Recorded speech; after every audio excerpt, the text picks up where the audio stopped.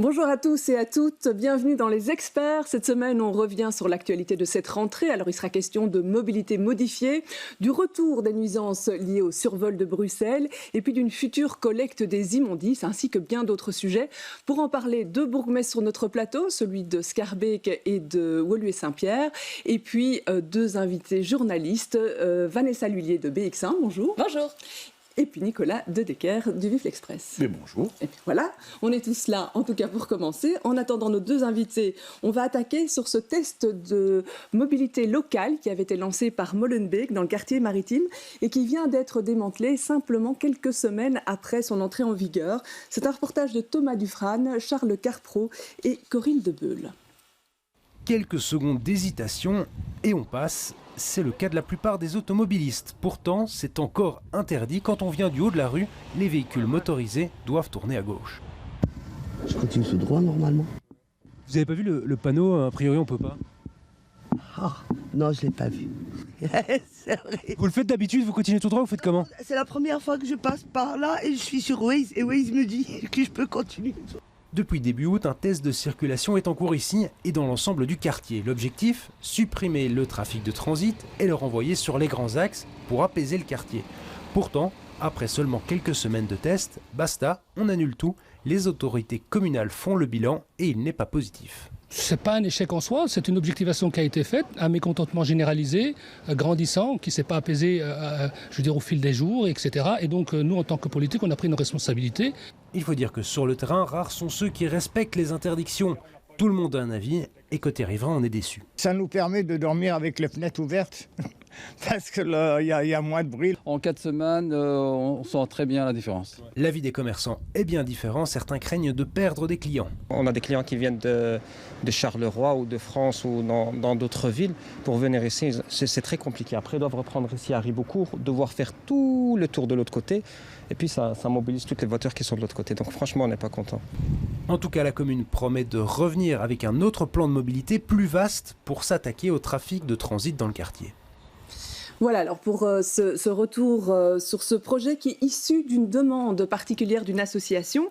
À côté de ça, ailleurs, dans la région bruxelloise, il y a plusieurs plans locaux de mobilité qui ont fleuri en cette rentrée à Bruxelles-Ville, à Kuregem et puis à Schaerbeek. C'est une rentrée qui est vraiment pas facile quand on est automobiliste, hein. Ah oui, c'est sûr qu'il faut mieux mettre son GPS ou notre application Waze pour se rendre à différents endroits de la capitale pour l'instant. Ça ne marche pas toujours. En plus, oui, mais enfin, c'est vrai que pour les plans Good Move, en tout cas du centre-ville, maintenant c'est à peu près au point et ça nous est arrivé de devoir faire des détours en partant en tournage assez particulier et pas vraiment instinctif. Évidemment, il faudra voir quand même à un moment, effectivement, faire une évaluation correcte de ces plans, aussi bien au niveau du bruit, au niveau de la qualité de l'air, je pense, et puis voir un peu, parce que c'est vrai qu'instinctivement, quand on doit faire 25 mètres, si on devait aller tout droit, et puis en fait on en fait 40 de plus, parce qu'en fait il faut faire 3 tours de pâté de maison pour arriver dans le bon sens, instinctivement ça paraît pas être une économie en termes de pollution. Mais voilà, à voir si ça a surtout son rôle assez efficace de dissuader les gens de venir en voiture dans ces quartiers-là. Ouais. Vous aussi, vos repères sont perdus? Moi, je suis d'abord piéton. Oui. J'habite le centre-ville, un quartier que Vanessa connaît bien. On la voit souvent sur les terrasses. Je me dois de le dénoncer à son employeur. Dans votre quartier, Nicolas. Ce qui est intéressant, je trouve, dans ces discussions, au-delà des questions techniques de mobilité des quartiers, trafic de transit, pas de transit, partage des modes de circulation, etc., c'est à quel point ces sujets qui sont en réalité intrinsèquement locaux, qui concernent d'abord et avant tout, c'est pour ça que c'est bien qu'on ait des bourgmestres ici invités, les habitants, deviennent, quand il s'agit de Bruxelles, des sujets nationaux. Mes parents sont originaires habitent à Charleroi. Eh bien, quand je vais les voir, ils me parlent des questions de circulation à Bruxelles et me disent « mais c'est encore possible d'aller en voiture, etc. » Et je trouve que c'est très caractéristique du rapport qu'ont les Belges, en général, à Bruxelles, qui font des sujets strictement locaux bruxellois des dossiers symboliques pour tout le pays. Et il y a aussi une dimension politique à ça, évidemment, qui est très spécifique à la Belgique francophone cette fois, c'est que les partis wallons font de Bruxelles un sujet et s'expriment toujours sur Bruxelles. Quand on entend le président du MR ou le président du PS tonner contre les plans de circulation, se plaindre que les automobilistes sont brimés, que les navetteurs ont bâti une forteresse, etc. C'est pas en fait aux Bruxellois qui parlent, c'est aux Wallons. Et ils en font un sujet national. Et je pense que rendre honneur à la fois à BX1 et à cette émission, c'est important qu'on redimensionne à la juste place ces sujets-là. Ça concerne qui en fait ? Ça concerne les habitants de Bruxelles, les habitants des communes concernées, les habitants des quartiers concernés. On l'a vu ici à Molenbeek. Ça ne concerne pas les présidents de partis ou les ministres de toute la Belgique. Ce sont des sujets locaux. Et c'est pour ça qu'il est important de les dimensionner à leur juste place. C'est vrai que tout le monde y est allé de son petit commentaire à la rentrée sur ça. Et ça pervertit en réalité toutes les discussions, parce qu'aujourd'hui, le plan Good Move, sur le centre-ville, ça fait 3 semaines que c'est mis en œuvre. Les problèmes des premières heures sont oubliés. Il y a eu des petits ajustements. Il y a eu des ajustements. Dans le quartier, dans ça. Les gens notamment. se sont habitués. Le but est de changer les habitudes des gens, donc c'est normal que les gens se soient habitués. Donc en ce sens, c'est une forme de succès. Mais dans la tête des personnes qui n'habitent pas ces quartiers-là, ça va rester pour toujours. Ouais. Ce sera, oh là là, Bruxelles, on ne sait plus se déplacer à Bruxelles. C'est comme l'histoire du piétonnier. Précisément. Eh bien, pour parler au niveau local de ces plans-là et au niveau régional, on va accueillir 2 bourgmestres, donc Cécile Jodogne, bourgmestre de Schaerbeek, et Benoît Sorex, bourgmestre de Woluwe-Saint-Pierre.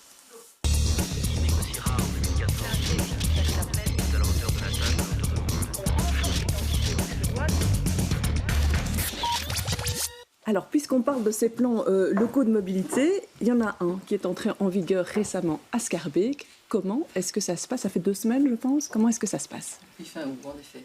Écoutez, jusqu'à présent, ça se passe plutôt bien. Alors, il y a évidemment une période d'adaptation qui est tout à fait normale. Hein. Il faut que les habitants, mais surtout en fait les personnes qui se rendent de manière régulière ou plus ponctuelle à Schaerbeek puissent s'approprier ces changements, trouver leur chemin. Mais globalement, ça se passe bien. Ça ne veut pas dire qu'il n'y a pas encore des protestations, mais on a surtout aussi des retours de personnes qui, au départ, quand ils ont été avertis, disaient que ça n'allait jamais aller, que ça allait être le chaos, et qui maintenant disent « Oh, tout compte fait, c'est peut-être pas trop mal ». Et ces avis-là, ça va du plus positif à des gens qui sont encore un petit peu en attente. Et puis des gens qui, voilà, quand on change les habitudes, c'est toujours compliqué. Ouais. On a quand même entendu certains habitants qui disent « Non, c'est plus possible, maintenant toute la circulation était concentrée dans notre rue ». Et c'est finalement, on subit l'effet pervers de cette logique. C'est clair qu'il faut quand même continuer à garantir l'accessibilité de tous les habitants dans leur rue. Donc ça, c'est évidemment une obligation. Et donc, en effet, il y a des rues qui doivent rester des points de contact, des rues qui peuvent lier des quartiers et des mailles. Donc on travaille, on est bien au courant de la situation, on a déjà eu des contacts avec ces habitants. Il faut ce temps d'adaptation parce que l'objectif c'est de diminuer le trafic de transit et donc ça aura un effet aussi sur les reports sur ces rues-là. Donc il faut qu'on puisse évidemment évaluer la situation, mais il faut laisser le temps que les choses se mettent en place. Donc on est au courant, on est attentif, on l'a dit à ses habitants, et on verra l'année prochaine là où ça peut encore être adapté. L'objectif, c'est vraiment avoir des quartiers apaisés, ouais, c'est la où la philosophie qualité de vie, bien sûr, où la qualité de vie est importante. Des quartiers apaisés, et on reporte le trafic sur certains axes. Avec la volonté d'une diminution générale du trafic de transit et un partage de l'espace public, parce que c'est ça aussi.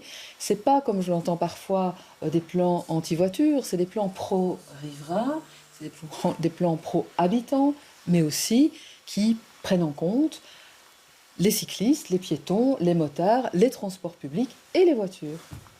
Alors je regardais un petit peu dans les plans qui sont liés à Good Move, qui vont être mis en place dans les communes. J'ai rien vu sur Woluwe-Saint-Pierre, mais je me trompe peut-être. Ah oui, vous n'avez pas bien examiné les choses. Ben voilà. Expliquez-nous tout. Qu'est-ce qui est fait prévu ? partie, donc on a été sélectionné parmi les mailles, subventionnées d'ailleurs par la région bruxelloise. Et donc on est en train de travailler sur le quartier du Champ d'Oiseau, qui est un quartier de notre commune, entre Oderghem et Woluwe-Saint-Pierre. Donc les études vont débuter au mois d'octobre pour justement aussi, parce que ce principe je trouvais positif, d'apaiser les quartiers et de rejeter la circulation sur les grands axes. Et donc on travaille là-dessus chez nous également. Ce que je reproche un peu à ce qui s'est passé à Bruxelles-Ville ces derniers jours et ces dernières semaines, c'est qu'ils ont fait ça à un moment donné où, quand on rejette la circulation sur les grands axes et qu'il y a des travaux importants sur ces grands axes, ça a créé le chaos. Ouais. Je pense que le momentum n'était pas bien choisi. Vous savez, cette semaine, moi, je me suis rendu en voiture de Woluwe-Saint-Pierre au centre-ville. J'ai mis 50 minutes. À un moment donné, je tournais en rond parce que je ne savais plus par où il fallait aller. Donc, je pense que le moment pour faire ça, parce qu'il y a quand même... Il faut que les habitants adhèrent aussi, que les automobilistes y adhèrent également. Le moment était, me semble-t-il, mal choisi. Et je trouve que dans tous ces plans, il y a quand même souvent un élément auquel on ne réfléchit pas, auquel la région ne réfléchit pas suffisamment, c'est l'aspect économique et commercial. Il y a quand même pendant ces périodes énormément de commerçants et d'entreprises qui souffrent. Et dans la manière dont on élabore ces plans, je trouve que ce critère de développement économique de notre région est quand même peu pris en compte ou insuffisamment pris en compte. Après la crise du Covid, on aurait dû postposer un peu l'entrée en vigueur de ces plans ou pas nécessairement? En tout cas sur Bruxelles-Ville, oui, parce que quand on voit les travaux qu'il y a sur la petite ceinture, avec le tunnel Troon, aujourd'hui c'est vraiment très compliqué. Donc ça, manifestement, ils n'ont pas choisi le bon moment pour le faire. Et je trouve qu'on n'a pas toujours assez d'attention pour les commerçants et le monde économique. On est parfois dans une vision de qualité de vie de la ville, et je pense qu'en tant que bourgmestre, on la souhaite tous, et notamment pour nos habitants dans les quartiers. Mais il ne faut pas non plus que Bruxelles devienne un désert économique. Attention, on voit des commerçants qui ont énormément de difficultés dans le centre, on voit des entreprises qui délocalisent, et vous savez, on est dans un jeu de concurrence entre le Brabant wallon, le Brabant flamand et Bruxelles par rapport à l'implantation des entreprises. Attention à cet élément de mobilité. Vanessa Lullier. Mais en fait, quand on regarde les chiffres de fréquentation pour la petite ceinture, on n'a pas constaté une augmentation du nombre de voitures. Les gros embarras de circulation qui ont été créés, surtout dans la semaine du 16 août, le moment où ça a été mis en place, c'était lié plus à des gens qui cherchaient leur chemin et qui ne savaient plus par où passer. Parce qu'il faut qu'on change notre carte mentale. Je ne sais pas, vous avez peut-être, vous aussi, dans votre tête, comme moi, un plan de la ville, plus ou moins, ou en tout cas, vous savez à peu près par où vous devez passer pour arriver de votre point A à votre point B. Eh bien, là, votre carte, elle n'est plus du tout mise à jour. Il faut vraiment repenser ça. Et je pense que c'était plutôt ça qui a créé les embarras de circulation. Et par rapport à ce que vous disiez sur les commerces, dans le centre-ville, en tout cas sur le piétonnier, par exemple, ou dans les commerces qui sont aux alentours, on constate quand même qu'il y a beaucoup, soit de clientèle de quartier, donc qui se déplacent aussi à pied, soit de gens qui viennent déjà depuis longtemps, en fait, en métro. Les études le montrent, la fréquentation, le gros de la clientèle dans le piétonnier ou sur les grands axes que sont la chaussée d'Ixelles, par exemple, la majorité des gens viennent en transport en commun, voire à vélo, contrairement à ce que pourraient penser les commerçants. Donc il faut faire attention parfois au côté intuitif qu'on peut avoir et regarder vraiment, quand on demande à la clientèle, c'est pas toujours... Il y a une part de gens qui viennent en voiture et qui ne viennent plus parce qu'ils ont peur des embouteillages du centre-ville. Je dis pas qu'elles n'existent pas, mais il faut, je pense, être assez prudent par rapport à ça. Non, mais je vous suggère quand même d'aller un peu vous promener dans le centre-ville. Vous verrez que, par exemple, à la rue Neuve, il n'y a jamais eu autant de vitrines vides qu'au cours de cette dernière année. Donc on ne veut pas dire aujourd'hui... C'est peut-être plus lié à l'achat sur Internet pour les grandes enseignes de la rue Neuve. Il y a toute une série d'éléments. Un petit peu... Non, mais il y a toute une série d'éléments. Grossier pour un économiste, monsieur Srex, non. Je suis juriste et pas économiste. Ancien ministre de l'économie. Non, mais je vois tout de même que les pôles économiques en deuxième couronne fonctionnent bien. Aujourd'hui à Bruxelles. Donc Bruxelles devient un peu polycentrique au niveau commercial. Par contre, je crains que le centre-ville ne souffre. Je pense qu'on parle de type de commerce et d'activités économiques différentes, évidemment. C'est clair que des quartiers un peu plus apaisés, pour lesquels l'accessibilité en transport en commun est améliorée, parce que ce qu'on a mis en place ici à Schaerbeek, eh bien, les temps de trajet du 92 et des bus est réduite. Donc évidemment que c'est au bénéfice et que maintenant, ce sera plus ou moins la même durée en tram qu'en voiture. Et donc, dans les quartiers, et sans doute dans certains quartiers du centre-ville, c'est clair que les commerces où on va pour flâner, pour faire des petites courses, pour trouver un vêtement, ça, évidemment, maintenant, on parle... à Schaerbeek, on a aussi des entreprises de matériaux de construction, etc. Et donc là, évidemment, il faut pouvoir tenir compte de cela. Donc, oui, parce qu'il y a pas mal de personnes qui nous disent que c'est compliqué de se faire livrer, par exemple. Voilà, donc cet aspect-là. Monsieur Srex parlait de la question du timing. En effet, il y a la question des travaux, il y a aussi la question politique, c'est-à-dire que les élections communales se font dans 2 ans. Donc c'est l'avant-dernière rentrée avant la campagne électorale. Ils ne pouvaient pas faire ça, et d'ailleurs c'est à mon avis pour partie pour ça que ça se multiplie en ce moment, le faire en 2023 et a fortiori le faire en 2024, c'était se suicider. Et donc je pense qu'il y a cette raison-là aussi. Ne faisons pas semblant, quand même. Ah non. Mais vous conviendrez avec moi, le faire pendant des travaux aussi importants sur la petite ceinture, c'est quand même un peu compliqué. Vous préférez sans doute, puisque notre parti est dans l'opposition à Bruxelles, que ça se fasse vers septembre 2024, quoi. Nous ne sommes pas comme ça. Les élections. Nous ne sommes pas comme ça. Alors, on a parlé mobilité-circulation. Ben, une fois qu'on a circulé, il faut se garer. Et donc, il y a la question du stationnement. Alors, à Schaerbeek, le projet de réforme du stationnement est en cours. Il devait être analysé au Conseil communal ce mercredi. Finalement, je pense que ça a été reporté. Je vous propose de regarder ce reportage sur la question. 50 centimes, c'est le prix actuel pour 30 minutes de parking à Schaerbeek, que ce soit en zone rouge ou verte. Avec le nouveau plan, vous allez devoir débourser 90 centimes. Mais avec ce plan de stationnement, les tarifs vont augmenter. Et évidemment, ça ne plaît ni aux riverains ni aux commerçants. Qui va venir manger or qu'on sait très bien qu'il y a des contrôles non-stop, donc on ne passe pas à la trappe. Je suis évidemment contre tout ce qui coûte plus cher, quoi. Comme tout le monde. Je suis pas pour, quoi. Mais bon, j'ai pris... je remarque même pas. Dans ce plan d'action communale de stationnement, le parking payant sur l'ensemble de la commune de Schaerbeek est maintenu. Le prix de la carte riverain augmentera et ne sera valable que pour votre quartier. Des changements qui ont des objectifs précis, comme faciliter la mobilité douce. On doit quand même pouvoir diminuer le stress que les gens connaissent quand ils veulent se garer en voiture. Et on constate aussi qu'il y a beaucoup de gens qui prennent d'autres modes de déplacement. Et ça demande donc du côté politique d'une réponse, comment se garer. L'opposition critique vivement ce projet et n'hésite pas à parler d'un plan anti-voiture. Un des points problématiques est notamment le maintien de la zone verte. Les études qui ont été faites montrent que dans certains quartiers, il y a une congestion de stationnement qui n'est pas si forte que ça et qui n'a pas pour effet qu'on doit se dire qu'absolument la zone verte jusqu'à 19h, enfin jusqu'à 21h est nécessaire et qu'on pourrait peut-être la ramener en zone bleue. En 2019, Schaerbeek avait déjà modifié son plan de stationnement, mais les riverains ont porté plainte au Conseil d'État. Ce plan pourrait être jugé illégal, mais le nouveau plan se base sur l'ancien. Une situation complexe donc, qui devrait faire encore parler d'elle dans les mois à venir. Voilà, un reportage de Jamison Lins, Marjorie Fellinger et Stéphanie Mira. Cécile Jodion, quelques précisions par rapport au changement de ce plan ? Oui, donc je voudrais quand même remettre les choses à leur juste mesure. D'abord, le point n'a pas été reporté, il a bien été discuté, mais il n'a pas été voté. Donc c'est le report du plan qui a été voté, parce qu'on a malheureusement, du côté de la majorité, eu des malades, des personnes à l'étranger. Et donc, je n'ai pas de commentaire à faire par rapport à ça, l'opposition a décidé à ce moment-là que le vote n'aurait pas lieu. Soit, parce qu'on n'était pas en nombre. Sur le fond. Sur le fond. Donc, il s'agit d'un nouveau plan de stationnement, un nouveau, et ça, les juristes que l'on a consultés sont catégoriques là-dessus, c'est un nouveau PAX, plan d'action de stationnement communal.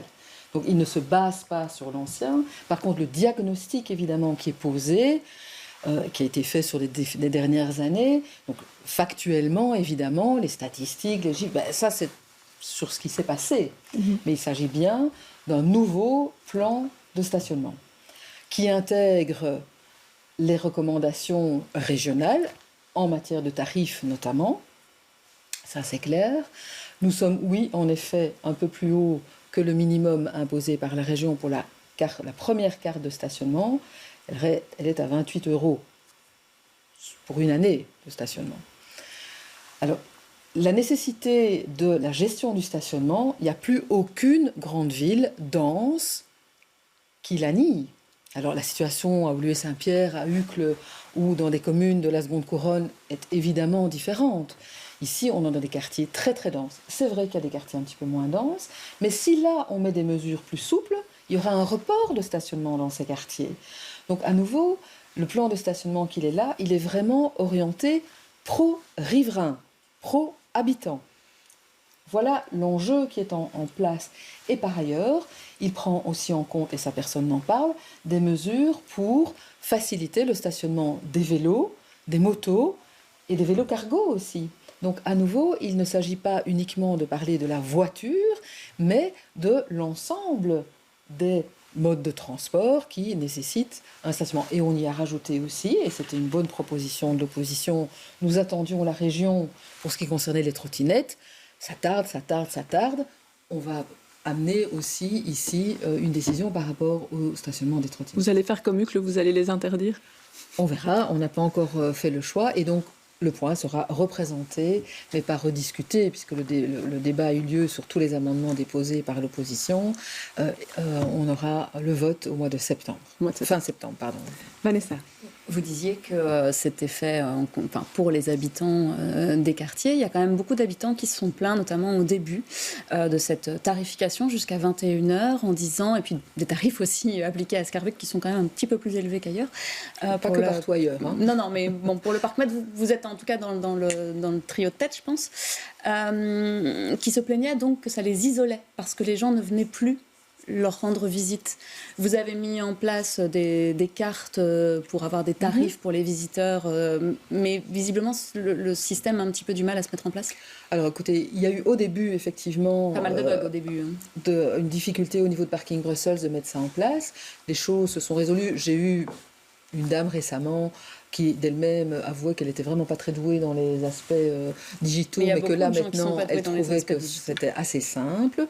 Donc ici, de nouveau, l'étude, le diagnostic qu'on a fait, que des bureaux d'études qui ne dépendent pas de nous ont fait, montre que la saturation entre 19h et 21h est plus légère grâce au paiement jusqu'à 21h, mais qu'après, la saturation est importante. Donc, ça montre effectivement que ça laisse plus de place disponible pour les riverains. Donc, c'est ça l'enjeu. Alors, l'isolement, vous savez... alors, on ne va pas ici citer toutes les communes qui sont passées aussi à 21h. Je ne reste pas, j'ai des amis en dehors de Scarbeck aussi. Oui, c'est vrai qu'il faut être attentif maintenant dans beaucoup de quartiers jusqu'à 21h, qu'on aille au restaurant, au spectacle ou voir des amis, payer un petit peu. Mais de nouveau, c'est une politique qui est là pour favoriser le stationnement des riverains. Ouais, et c'est pas évident quand même de le savoir, hein, ça tombe pas sous le sens qu'il y ait un stationnement payant aussi tard en soirée. Il y a quand même des gens qui se font encore avoir avec ça. Comme c'est le cas à Bruxelles-Ville, à Molenbeek, à Evere, à Saint-Josse. C'est 21h aussi, à Ixelles. Et la parc-mètre n'est pas non plus... Non, vous êtes dans le top. Nicolas Dédé. Je voudrais plutôt poser une question pratique à nos deux bourgmestres, puisqu'on en est à s'improviser économiste. C'est par rapport à la volonté de changer. Voilà, une véritable économiste et un would-be. C'est sur la question du signal prix en réalité. Est-ce que des modifications de ces réglementations sur le stationnement ou sur d'autres choses en termes de mobilité qui se basent sur les prix fonctionnent quand il s'agit de changer des habitudes? Est-ce qu'on voit qu'il y a moins de voitures en stationnement, il y a moins de problèmes parce qu'on doit le payer plus cher, ou est-ce que simplement ça remplit les caisses de la commune? Est-ce que ça change vraiment les comportements de modifier des réglementations tarifaires? Mais de nouveau, on est donc au niveau des riverains. Les choses ne changent pas beaucoup. Il y a 28 € par an, là, donc c'est par rapport au comportement des visiteurs. Voilà, oui, en effet. Donc il faudrait faire une étude évidemment à plus grande échelle, parce que proportionnellement à ça, il y a aussi une densité de population qui a augmenté, donc proportionnellement le nombre, en termes réels, le nombre de voitures augmente également. Il y a un effort qui est fait aussi pour du stationnement alternatif. Maintenant, on constate quand même, mais je ne peux pas le quantifier, mais on entend quand même de plus en plus de ménages qui ont une voiture au lieu de deux. Parfois des ménages qui décident à un moment donné de dire « Ok, là maintenant, les enfants se déplacent à vélo tout seuls, on supprime même notre voiture ». À Scarbeck, on a énormément d'offres de cambio, par exemple, donc les alternatives. Et donc je crois qu'il n'y a pas que le coût, il y a aussi un comportement qui change au regard des enjeux climatiques, de l'apaisement des quartiers, de la facilité de déplacement, parce que les transports en commun, en 10-15 ans, à Bruxelles, ont quand même fait aussi de fameux progrès. Voilà, donc il faut multiplier les alternatives et faciliter toutes les alternatives. Oui. Praticien de l'économie, oui. On doit quand même bien constater qu'il y a une volonté politique à Bruxelles depuis un certain nombre d'années, et particulièrement sous ce gouvernement actuel, de diminuer le nombre de places de stationnement en voirie, très clairement. Alors on nous avait dit à l'époque qu'on va compenser par du stationnement hors voirie. Ça n'a jamais été fait. On a supprimé beaucoup en voirie et on n'a pas une qui a été créée hors voirie. Alors, moi, je ne suis pas contre le fait que les Bruxellois et les Bruxelloises possèdent une voiture. Et il y en a énormément qui en ont encore besoin de leur voiture. Ils doivent essayer de moins l'utiliser. Mais donc, je ne veux pas condamner la possession d'une voiture. Bien sûr. Or, aujourd'hui, pour ceux qui possèdent une voiture et qui n'ont pas de garage, ça devient de plus en plus compliqué de stationner. Et c'est là, je pense, que la volonté politique du gouvernement régional d'uniformiser les choses sur le territoire régional ne me semble pas être une bonne initiative, parce que la problématique du stationnement, et Mme Jodogne l'a dit, n'est sans doute pas la même dans une commune de la seconde couronne comme Boisfort ou Saint-Pierre qu'elle ne l'est à Schaerbeek. Et on va nous imposer des règles qui vont pénaliser nos habitants, alors que chez moi, j'ai pas de gros problèmes de stationnement. La question que je pose naïvement, c'est pas tellement... Enfin, c'est sur... Est-ce que ça permet d'atteindre l'objectif qui est donc, en gros, que les Bruxellois utilisent et aient moins de voitures? Est-ce que augmenter les prix du stationnement décourage les gens d'avoir leur voiture? En tout cas, ça n'a pas eu d'effet jusqu'à présent, parce que le nombre de Bruxellois qui ont une voiture diminue légèrement, ce qu'on ne voit pas dans les deux autres régions d'ailleurs, et on a encore vu cette semaine avec les statistiques sur les voitures de société, qui augmentent en Flandre et en Wallonie, et qui diminuent légèrement à Bruxelles, mais ça n'a pas un effet massif. Les gens n'abandonnent pas la propriété ou la possession d'une voiture. L'économiste vous dira que par rapport à cela, et c'est pas pour ça que je le soutiens, mais théoriquement, ça veut donc dire que les prix ne sont pas assez dissuasifs. Faiblement élastique. Économie, voilà, mais voyez, mon bon économiste. Et on verra aussi dans quelques temps l'impact d'une autre mesure qui était de rendre 2 parkings de dissuasion gratuits, c'était lundi dernier, parce que ces parkings restent vides, alors qu'on a dit pendant longtemps on manque de parkings de dissuasion à Bruxelles, et ces parkings restent vides, donc ça c'est quelque chose. La communication sur les alternatives pour ceux qui n'habitent pas à Bruxelles devrait peut-être être renforcée aussi, au départ même des entreprises par exemple, donc au niveau des plans de circulation des entreprises, peut-être qu'il y a un travail à faire là aussi. Mais peut-être que quand on a fait déjà 1 heure de bouchon sur le ring, on se dit, bon, tant qu'à faire, on va quand même aller jusqu'au bureau, à voir. Donc ça, c'est à suivre dans les prochains mois. Alors, on va rester dans les rues, mais avec la problématique des poubelles. La région vient d'annoncer une grande réforme. On va ramasser les sacs blancs une seule fois par semaine et puis imposer l'utilisation des sacs oranges. On commencera au printemps avec une dizaine de communes. Je vous propose de regarder ce reportage de Michel Gaillard, Camille Dekecker et Loïc Rey. Le balai a débuté vers 6h du matin et se répète de jour en jour. Chaque minute, des camions déversent ici leur chargement. Des poubelles, nos poubelles, collectées un peu partout dans Bruxelles. On traite ici plus ou moins 200-300 camions par jour qui sont des ordures ménagères principalement. Et dans ce demi-million de tonnes qu'une pince géante malaxe et déchiquette avant de les brûler, beaucoup de déchets qui pourraient être recyclés. Un gaspillage dont la région ne veut plus. Dans le sac blanc, il y a 40% du sac, ce sont des déchets organiques. Et en fait, ils doivent avoir leur place dans les sacs orange ou dans des composts, où là, ils sont utilisés comme des ressources, ils ne sont pas brûlés. Et puis, il y a d'autres déchets plastiques, etc., qui valdinguent dans le sac blanc et qui pourraient aller dans le sac bleu plus et qui doivent aller dans le sac bleu plus. Car c'est là le changement. En mai 2023, le sac blanc ne sera plus collecté qu'une seule fois par semaine et l'usage du sac orange deviendra obligatoire. On va distribuer jusqu'à 100 000 petits récipients orange fermés, des bacs en plastique fermés qui pourront être utilisés toutes les semaines, qui ont une durée de vie longue. En fait, quand le sac orange est mis dans ces bacs en plastique, ces petits bacs en plastique, et qu'ils sont fermés, il n'y a pas d'odeur, par exemple. Cela concernera Oudergem, Berchem-Saint-Agathe, Arren-Aîné de Roverenbeek, Ever, Gansoren, Jet, Uccle, Watermal-Boisfort et les 2 Woluwe. Des communes où l'expérience du tri sélectif volontaire est jugée assez positive pour passer à la forme obligatoire, avec une exception pour les grands immeubles où les collectes se font dans des containers. Objectif global, réduire de 30% nos déchets d'ici 2030.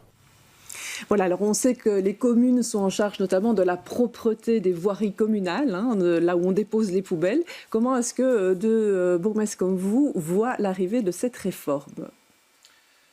Moi, je voudrais d'abord que Bruxelles soit une ville un peu plus propre qu'elle ne l'est aujourd'hui. J'ai encore lu la semaine dernière une enquête faite au niveau européen qui comparait Bruxelles à d'autres villes et le classement de Bruxelles n'était pas flatteur. Et donc je voudrais d'abord que Bruxelles Propreté, qui s'occupe du ramassage de nos immondices, travaille peut-être de manière un peu plus efficace. Aujourd'hui, on voit que dans un certain nombre de quartiers, des rues ne sont pas ramassées. On voit que lorsqu'il y a une grève, il n'y a pas de collecte de rattrapage. Ça reste sur le trottoir pendant des jours et des jours. Ils ont leurs règles du fini-fini, où ils vont très très vite pour être rentrés le plus rapidement possible à la maison. Mais donc la qualité du travail reste quand même aujourd'hui à désirer. Et je demanderais quand même à M. Marron de remettre d'abord un peu d'ordre dans Bruxelles Propreté avant de se lancer dans des réformes. Par contre, le tri des déchets, je pense que tout le monde y est favorable. D'abord, c'est une obligation européenne. Dans une commune comme la mienne, les gens d'ailleurs trient très très bien. Donc sur les déchets organiques, oui, mais d'abord avec une bonne information et une bonne pédagogie. Il faut quand même, ça ne se décrète pas d'un soir à un matin. Et d'autre part, je dirais une période tampon. Avant de supprimer la deuxième collecte, voyons si réellement cette sensibilisation est suffisante et que ce tri des déchets organiques se déroule dans de bonnes conditions. Et enfin, sur mon territoire en tout cas, j'exigerai que ça se passe dans des contenants rigides. Parce qu'avoir ces petits sacs de déchets organiques qui traînent sur le trottoir, qui sont souvent percés par, chez moi, des renards, des corneilles, des pies, tout ce que vous voulez, ça, c'est pour que ce soit dégueulasse pendant toute la journée. Ça, je n'en veux pas. Vous savez, aujourd'hui, moi, j'ai 2 équipes d'ouvriers communaux qui, chaque jour de collecte, passent une demi-journée à ramasser tous ces sacs éventrés. On est aussi une des seules villes, quand vous regardez ce qui se passe dans les autres villes étrangères, prenons par exemple Amsterdam, qui collecte encore avec des sacs. Dans d'autres pays, on a des lieux de collecte où on peut amener ses poubelles. Moi, je vais aussi de temps en temps en vacances en France. Eh bien, je porte ma poubelle dans un conteneur. Et c'est ça que vous voulez dans votre rue ou que chacun ait son conteneur? Je pense qu'on devrait en tout cas développer des expériences pilotes de ce genre-là, parce qu'avec la suppression de la deuxième collecte, vous allez aussi obliger les gens à garder leur sac plus longtemps dans leur logement. Tout le monde n'a pas de grand logement pour avoir X poubelles différentes. Donc je pense qu'avoir à certains endroits des lieux de collecte centralisés, à l'instar de ce qui se passe dans d'autres pays, ça s'appelle des Molocs, eh bien je trouve qu'on devrait aussi y penser à Bruxelles. Il me semble que ça avait été testé à Matongué avec Christos Zoulkeridis. Cécile Jedogne, votre réaction par rapport à... Écoutez, je partage le souhait qu'au niveau de l'agence régionale de propreté, il y ait une amélioration de la qualité du travail. Maintenant, c'est un travail qui n'est pas simple. On le voit encore dernièrement, effectivement, avec ce qui s'est passé au quartier Nord. Donc ce n'est pas un travail simple, mais en effet, il faut que les rues ne soient pas plus sales après le passage des camions de collecte qu'avant. Oui, là, il y a une inquiétude. Voilà, donc là, maintenant... Évidemment que le tri des déchets, c'est essentiel. Il faut pouvoir y arriver. Oui, l'information est aussi indispensable. À nouveau, des propositions de faire des points de collecte fixes, moi je l'ai vu aussi dans des villes denses. Et à nouveau, la situation est un peu différente dans certains quartiers de Woluwe, parce qu'il y a des quartiers denses aussi à Woluwe, mettre des containers en voirie, personne ne va les vouloir devant chez lui, parce que j'ai vu ça dans des villes aussi, je peux vous dire que les abords de cela, c'est, excusez-moi, mais dégueulasse, donc pour les riverains qui habitent juste au rez-de-chaussée ou au-dessus de ces immeubles, ça ne va pas, mais les trottoirs aussi ne permettent pas d'accueillir, de mettre cette place-là. Donc, on le fait pour les bulles à verre, on le fait pour les bulles à verre. Mais elles sont sur des places, on essaie de les enterrer. Et là aussi, les abords des bulles à verre, j'en ai beaucoup encore sur Scarbeck, ce n'est vraiment pas très gai.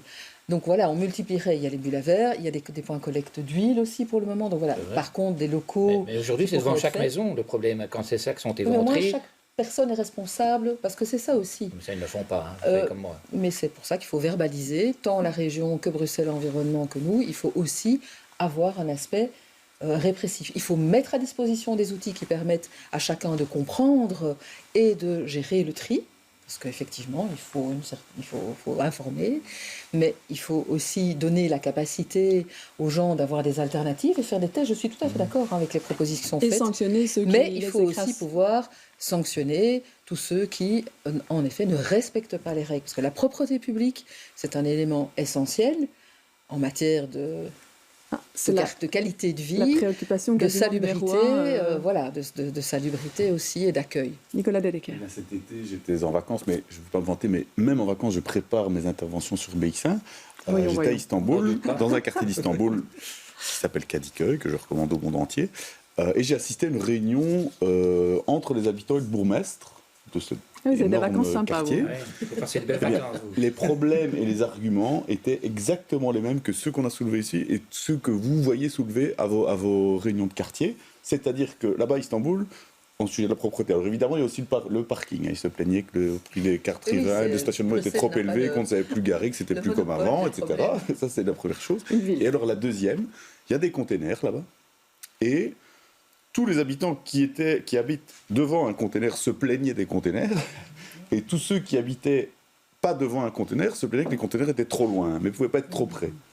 Et le pauvre bourgmestre de Kadıköy, Serdildara Odabaşı, peu importe, n'a pas eu peur de s'énerver sur eux, parce qu'il leur a dit, mais écoutez, messieurs, dames, vous vous rendrez bien compte que je ne peux pas mettre à la fois des containers partout et des containers nulle part.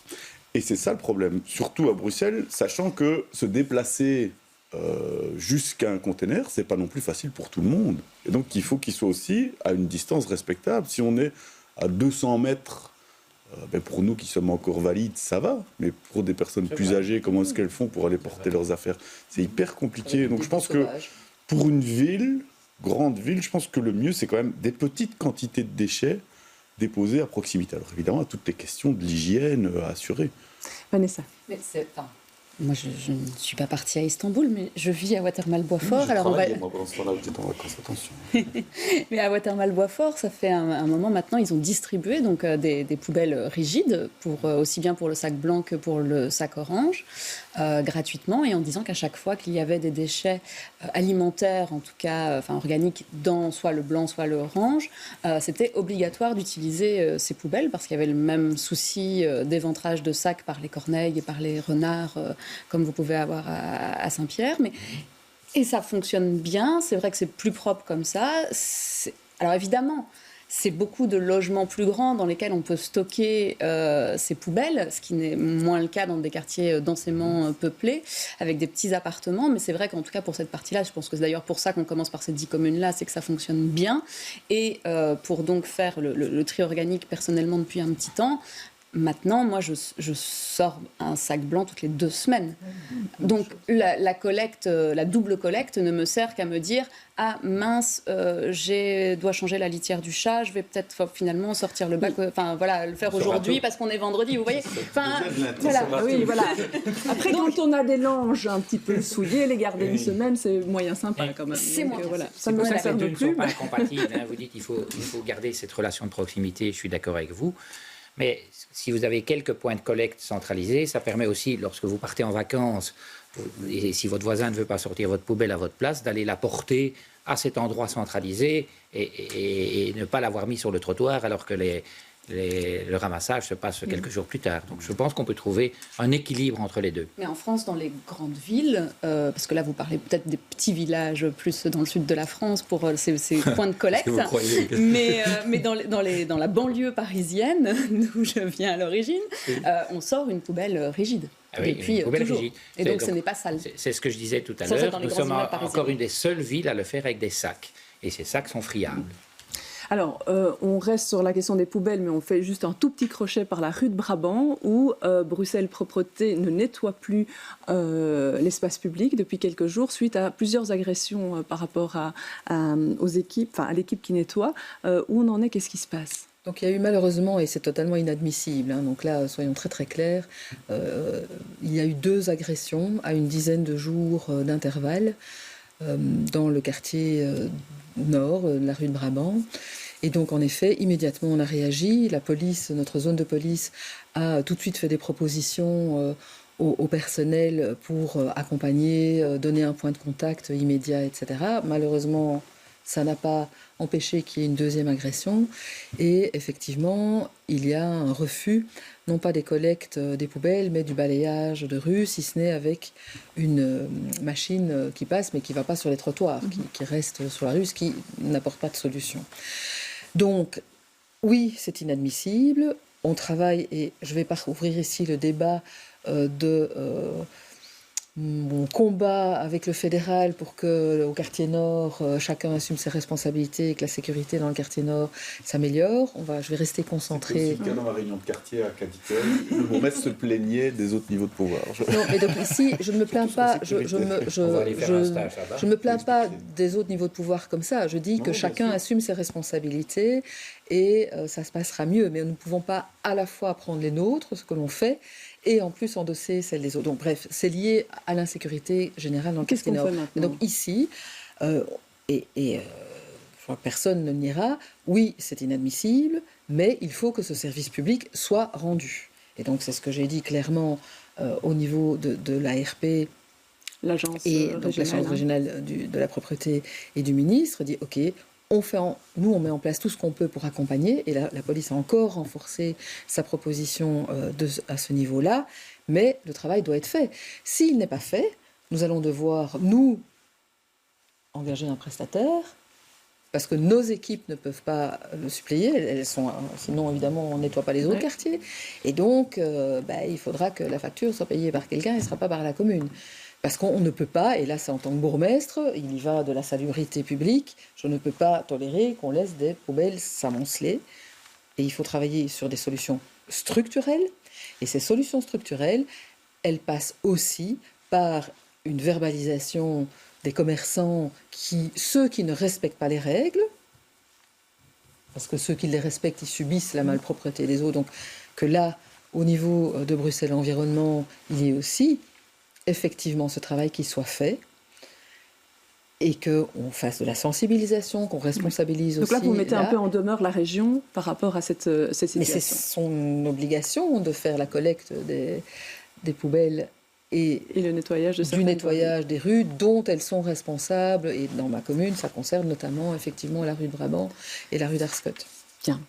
On va passer à la rubrique des têtes d'affiche. Je vous propose à chacun 4 personnes et vous choisissez quelle est la personne de la semaine. On commence avec Benoît Sorex ou pour qui je vous présente Rudy Vervoort, qui sera bientôt candidat, qui est à nouveau candidat à la ministre-présidence, Sophie Wilmès, qui a repris son poste d'échevine à Rode-Saint-Jeunesse, Michel Bouchat, qui va rejoindre la défense de Salah Abdeslam lors du procès qui commence lundi, et puis l'Union et le RSCA et leur aventure en Coupe d'Europe à des niveaux différents. Alors, j'aurais envie de parler de Sophie Wilmès parce que je trouve que son geste est courageux et qu'il n'y a pas que la politique dans la vie, il y a d'autres valeurs et d'autres priorités. De s'être retiré du gouvernement fédéral. De s'être retiré, mais je suis un tellement grand supporter de foot, et notamment d'Anderlecht, et maintenant un tout petit peu de l'Union Saint-Gilloise également. Vous avez regardé quel match jeudi? Non, j'ai de bonnes raisons. J'ai de bonnes raisons que je vous expliquerai ailleurs. Mais je suis très fier, en tout cas, des 2 résultats. Et jeudi, vous avez regardé quel match? Alors, j'ai regardé Anderlecht, en tout cas. Ouais. Alors, Cécile Jedogne, je vous propose 4 personnes. Nawal Benamou, qui veut interdire l'indexation des loyers des passoires énergétiques. Jean Spinette, qui va devenir bourgmestre le 14 septembre, Laurence Massard, qui va présider le procès des attentats de Bruxelles, ou bien Roger Nols, dont le fameux buste est en discussion dans votre commune.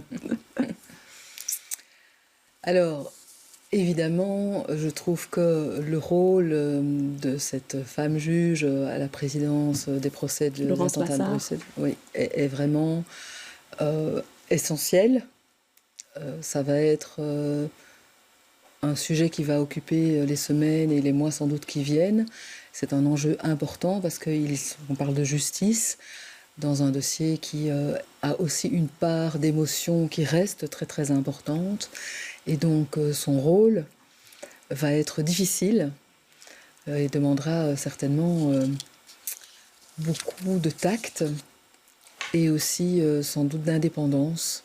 Et donc voilà, je ne la connais pas personnellement, mais c'est un fameux challenge qu'elle s'apprête à voilà. Et c'est une femme qui prend ce rôle-là, et je pense que ça n'arrive pas non plus très très souvent, en tout cas dans des matières comme celle-là, où on aurait peut-être, où beaucoup s'attendraient peut-être à avoir un homme. Donc ça, je me réjouis de cela, même si le travail que l'on mène sur le buste de Roger Nols est évidemment ce qui va plus me toucher dans les On en a parlé dans mois notre et les émission semaines. Versus de cette semaine, qu'on peut revoir d'ailleurs sur notre site web.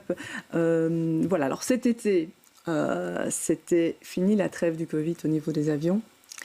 Et donc, les vols sont repartis en flèche et le nombre de plaintes, je pense, dans vos communes aussi. Alors, on va en parler, mais on écoute d'abord cette déclaration du patron de Ryanair qui a eu lieu cette semaine.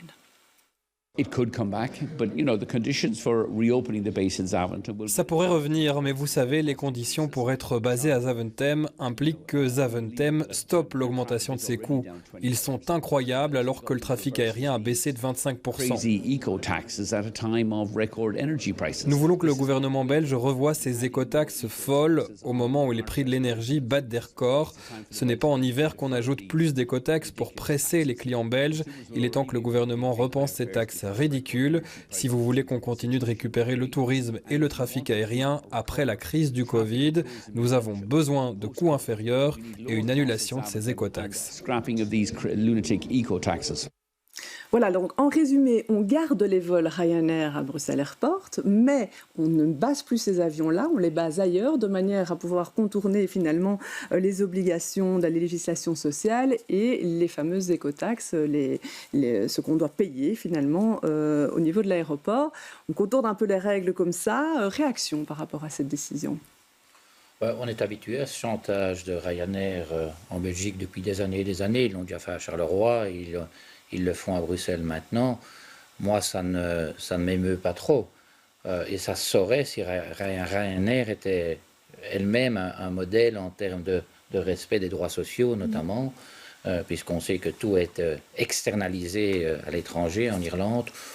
Donc moi que... Mais est-ce qu'il faut embêter finalement le trafic aérien, comme finalement on l'a vu tout à l'heure, on taxe le stationnement, est-ce qu'il faut avoir des mesures comme ça par rapport au trafic aérien? Cécile Jeudet. On peut stationner son avion. On m'a dit récemment qu'un hélicoptère, en tout cas, pouvait se garer. Un ancien aérodrome, oui, qui est devenu un centre sportif.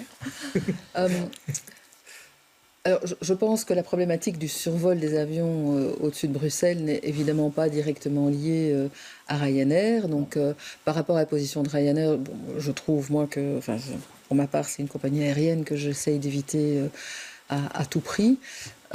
Parce que je le trouve effectivement assez gonflé de venir avec ce type d'argument. Alors, je sais que tout le monde n'est pas d'accord, mais je ne trouve pas normal non plus que le gasoil... le fuel pour les avions ne soit absolument pas taxé, alors que le train, dont on sait que non seulement c'est plus confortable, mais c'est surtout aussi beaucoup moins impactant au niveau du climat, doit payer la TVA sur son électricité, par exemple. Donc je pense qu'il y a une réflexion qui doit se faire par rapport à l'avion, qui doit être beaucoup plus globale. Est-ce qu'il faut l'entraver le développement de Zaventem, c'est un peu ça. Je pense qu'il y a en tout cas des mesures à prendre au bénéfice de toutes les zones survolées. L'équilibre entre économie et qualité de vie doit évidemment pouvoir être entendu, mais on est au niveau des bourgmestres bruxellois persuadés qu'il y a des mesures qui permettent d'adapter cela. L'interdiction des vols de nuit, c'est quelque chose qu'on réclame depuis 20 ans. L'utilisation objective des pistes aussi. On a parlé du prolongement de la piste 1 de même pas 1 kilomètre, je pense, pour que les avions s'éloignent. Le virage, voilà, pardon. Le virage ne survole pas. Enfin, voilà. Et je pense que Benoît connaît très très bien le dossier. Donc, oui, le ministre Gilles Quinet avait dit je vais changer la façon de travailler, ministre fédéral. Je vais changer la façon de travailler, on va faire ça dans la discrétion, avec des petits groupes et tout ça. Où est-ce qu'on en est? Est-ce que vous avez des échos sur l'avancée? Il a lancé une plateforme qui est une espèce de grand messe auquel participent un certain nombre de bourgmestres bruxellois, mais toute une série d'autres personnes. Quand on demande ce qui s'y est passé, on dit rien du tout, avec un grand sourire. Donc c'est de l'occupationnel pour calmer les gens. Donc il n'y a rien qui est fait. Malheureusement, donc on attendait avec beaucoup d'impatience l'étude d'incidence pour laquelle le gouvernement fédéral avait été condamné. Dans un premier temps, le tribunal avait estimé que cette étude était lacunaire, avait condamné le fédéral à la compléter. Cette étude a été rentrée fin du mois de mai. Manifestement, M. Gilles Quinet n'a pas, comme commanditaire de celle-ci, surveillé l'évolution de celle-ci, puisque de nouveau, il y a toute une série de questions dans cette étude qui n'ont pas été abordées. Et enfin, M. Gilles Quinet, quand on l'interroge sur le sujet, il dit en effet qu'il travaille dans la discrétion, ça c'est le moins qu'on puisse dire, ça c'est vrai, à l'adoption d'un certain nombre de mesures techniques. Ce ne sont pas des mesures techniques dont nous avons besoin, ce sont des mesures radicales. Et il y a en effet aujourd'hui un certain nombre de mesures sur lesquelles tout le monde, au nord, au sud, à l'est ou à l'ouest, peut être d'accord. Hein, parce que souvent il dit oui, mais il y a des positions contradictoires. C'est en effet l'arrêt des vols de nuit. Donner à tout le monde des nuits calmes.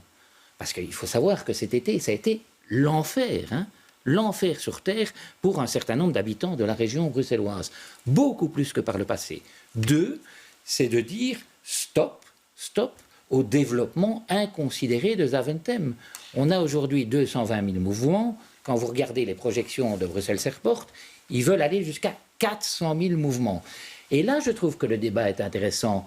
Moi, j'entends les écolos qui nous font toujours de beaux discours sur la fin de ce capitalisme effréné et la nécessité, je suis d'accord avec eux, de tenir compte de la politique environnementale, de la politique de santé, de la sécurité. Eh bien, c'est un beau dossier qu'on ait ce débat sur le développement de la politique aéroportuaire dans notre pays. Mais ça, rien. Et je suis certain que M. Gilles Quinet va continuer comme ça jusqu'en 2024, et que, parce que les élections approchent, comme vous l'avez très bien dit tout à l'heure, il a pu profiter d'une période de Covid, où c'est vrai, là ça a été une période plus calme pour tout le monde, mais aujourd'hui l'enfer est revenu, et je voudrais quand même bien qu'il y ait un certain nombre d'avancées, et sur lesquelles on ne demande pas la lune dans un premier temps, sur lesquelles on pourrait quand même tous être d'accord. Une réaction sur ça ? Plusieurs choses. D'abord, le fait qu'il travaille dans la discrétion, je ne veux pas le défendre, mais ça peut tout aussi bien dire, en effet, qu'il ne fait rien, mais c'est ça, je peux vous le garantir. Qu'il travaille vraiment dans la discrétion, si bien que vous ne le savez pas, qu'un jour va surgir un grand résultat qui sera une grande victoire pour ce ministre écologiste. Vous croyez au Père Noël ? Ce pourquoi j'en doute, je m'empresse de le dire, c'est simplement parce que dans la position de Georges Gilles Quinet spécifiquement, mais aussi d'un ministre francophone qui a ses compétences, au niveau fédéral, on est en fait démuni, on ne peut rien faire. Et donc on nuit à sa propre cause, puisque c'est le gouvernement fédéral qui décide de ça. Le gouvernement fédéral, comme son nom l'indique, est fédéral, donc contient des flamands, qui sont dans un rapport de force qui leur est positif, qui leur est intéressant. Et donc il n'y a à peu près aucune chance qu'ils acceptent de se saborder eux-mêmes pour faire plaisir à un partenaire francophone de la coalition. Ça me semble assez impossible. Et par ailleurs, vraiment pour conclure, sur la question des vols de nuit, moi je me rappelle ma grande jeunesse du premier et deuxième gouvernement Verhofstadt. Oui. Que n'avait-on pas fait, y compris dans la presse francophone, qui subit, on sait que ce sont plus des francophones qui subissent les externalités négatives que les flamands qui, eux, jouissent des potentialités intéressantes de cet aéroport. Dans la presse francophone, c'était unanime, c'est scandaleux. C'était quelle compagnie qui était partie? C'était DHL, je pense. DHL, oui. Nous sommes au Moyen-Âge, et qu'est-ce que c'est que ça? Et on bride notre développement économique et l'emploi, etc. Et donc, en réalité, c'est un problème qui ne peut avoir que des mauvaises solutions, en tout cas du point de vue des riverains de l'aéroport qui aimeraient passer de bonnes nuits. Eh bien, moi, je ne pense pas. Alors moi, je pense quand même qu'à un moment donné, ou bien vous nous dites que ce problème que ce problème est insoluble et qu'on ne parviendra jamais. Pour une campagne bruxelloise ou communale à Woluwe ou à Schaerbeek, mais le CDH national, les engagés, n'ont pas pour programme, ne peuvent pas porter pour programme, ni en Wallonie, ni à l'échelle fédérale de la Belgique, de dire on va diminuer l'importance économique des aéroports. On va réduire, on va rapetisser les pistes. Eh bien, moi, je pense tout de même que le temps est mûr de trouver ce point d'équilibre entre ce développement économique et la nécessité de protéger notre environnement. Non. Et qu'une fois qu'on a fait ça, on peut aussi travailler sur des synergies avec les aéroports régionaux. On l'a vu, malheureusement, si je puis dire, après les attentats, soi-disant ces collaborations étaient impossibles. Il y a eu des collaborations quand Zaventem était fermé dans les semaines qui ont suivi les attentats. Liège, qui a eu une toute autre politique d'isolation des bâtiments, d'expropriation, était à l'époque demanderesse d'accueillir du fret supplémentaire. Mais les graines n'étaient pas, croyez-moi. Hein. Oui, mais il y a moyen, je pense, de mettre tout le monde autour de la table, en ce compris Liège, Charleroi, Deurne, Ostende et Zaventem, pour qu'on n'ait pas tout qui soit concentré sur la région bruxelloise. Enfin, à un moment donné, si vous considérez que la santé des centaines de milliers de personnes qui vivent aux abords de l'aéroport ne vaut pas un copec et qu'on doit tout sacrifier au développement économique dans ce pays, ça, c'est pas ma vision des choses. Je vais demander à André-Antoine, par exemple, pourquoi il a tant lutté pour allonger la piste de l'aéroport de Charleroi, par exemple. On va arrêter ce débat-là ici, parce qu'il nous reste 1 minute. Et je m'en voudrais, avec 2 bourgmestres autour de la table, de ne pas poser cette question qui va du coup être lapidaire. Crise énergétique, quelle est la situation dans la commune? Comment est-ce qu'on va s'en sortir? Vous avez des prix qui sont bloqués pour un certain temps. Quelles sont les craintes principales, pas que uniquement crise énergétique, même crise plus largement avec l'inflation? Cécile Jedeuil. Effectivement, pour le moment, au niveau crise énergétique, on est encore aujourd'hui, on réfléchit évidemment aux mesures pour moins consommer au niveau de nos bâtiments publics, etc. Donc ça, c'est évident. Maintenant, en effet, l'enjeu immédiat pour la modification budgétaire 2022 et le budget 2023, ce sont les conséquences de l'inflation. Alors d'abord, évidemment, pour tous nos citoyens, ça va avoir un impact sur les revenus de nos citoyens, et donc indirectement sur des revenus aussi éventuellement communaux, mais sur nos propres dépenses en matière de personnel, par exemple. Donc l'enjeu immédiat au niveau de l'élaboration de nos budgets, c'est celui-là, d'autant plus qu'on vient déjà d'exercices très difficiles 2021 et budget 2022, avec les conséquences du Covid, où on a eu moins de recettes, plus de dépenses, à nouveau aussi avec des conséquences pour les habitants, parce que c'est le cœur de la crise, là, évidemment, c'est les conséquences humaines pour chacun des ménages. Donc oui, on est tous en train un peu de se dire, mais oulala, c'est vrai que ces dépenses de personnel, c'est une grosse partie d'un budget communal? Ah oui, c'est exorbitant.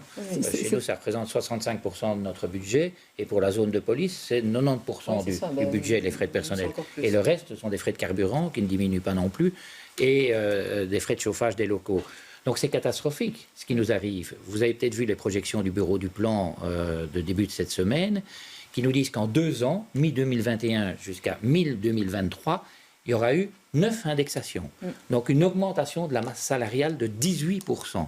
Nos recettes n'augmentent pas de la même manière. D'autant plus que les dotations qu'on reçoit du fédéral, elles, notamment pour la police, sont plutôt en diminution qu'en augmentation. Donc c'est vous serez vraiment en déficit. C'est la quadrature du cercle. Moi, je ne sais pas comment les communes, et c'est vrai pour les 19, il n'y a pas une exception, vont s'en sortir cette année-ci.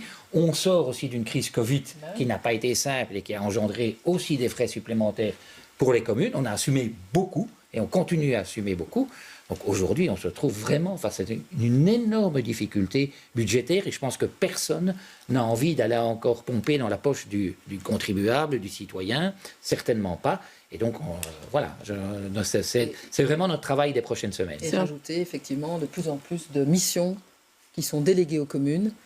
On dit les autorités locales vont s'en occuper sans évidemment qu'on ait les moyens de le faire. Donc la situation, c'est la quadrature du cercle. Ouais, gros challenge pour les semaines à venir. C'est sur cette mauvaise nouvelle qu'on va devoir arrêter cette émission. Je vous remercie en tout cas d'être venus, à tous les 4. Je vous remercie de nous avoir suivis. Prochain rendez-vous des experts, c'est dans une semaine. Belle fin de semaine à tous.